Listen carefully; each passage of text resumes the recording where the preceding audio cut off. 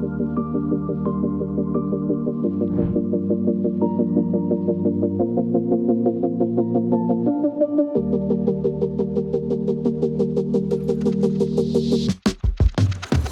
right, for your barbell Romanian deadlifts, there are two ways you can pick up and get started with the movement. You can either pick it up from the ground using conventional deadlift form, or you can pick it up and have these set up so that you don't have to go all the way to the ground.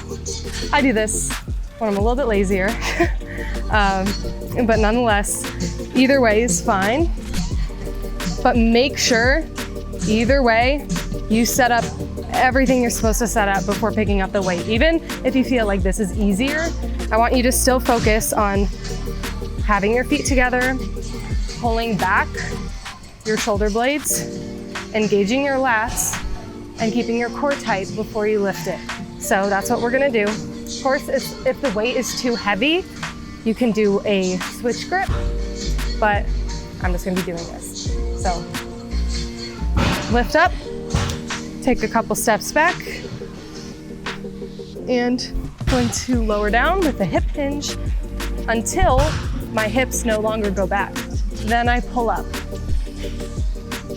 Hip hinge, and it's okay if you only get right past your knees. As you continue with the movement, you'll notice that your hamstrings will lengthen and you'll be able to go deeper. Now for me, this being my first set, of course, it's not very impressive, but that's okay. I'd rather have you do this than lower your back to the ground and pull up that way. So remember, go back as far as your hips will allow. And then when you reach that point where if you're gonna go further, your back's gonna sink, don't. Just pull up, repeat the movement. And that is how you perform a Romanian dumbbell deadlift or Romanian deadlift.